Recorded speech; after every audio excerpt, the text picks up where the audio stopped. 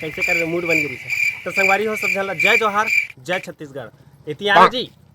हाँ भैया तो संगवारी हो ये हरे मोर भाई साढ़ू एक बहुत ही बढ़िया चैनल है RS कॉमेडी, जिनमें बहुत ही बढ़िया बढ़िया कॉमेडी की वीडियो देखे वाला मिली आप मन ला।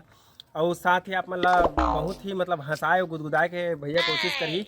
और ते 10 रुपये बोल सकता। हाँ तो हमार चैनल है RS कॉमेडी।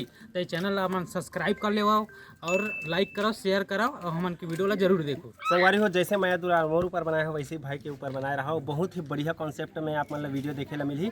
और साथ में कभी कभी महूँ नहीं आहूँ तो मोल गाड़ी दे लूँ नहीं मोला मत गाड़ी दूँ लदूँ फेंक लायक नहीं मैं नालायक हूँ मतलब नहीं ओकर लायक बोलते।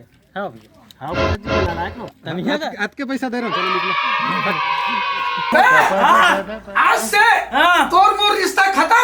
चल भाग यहाँ से मैं। ये ढोल देख देख देख देख ये हराम खोला पैदा मैं करे हो अपन बाप ने भी पहचाना था। क्या बोले तो रिश्ता खत्म की कहता मोर नाम कर सब जमीन जायदाद ला। हाँ गलत देखिए रे।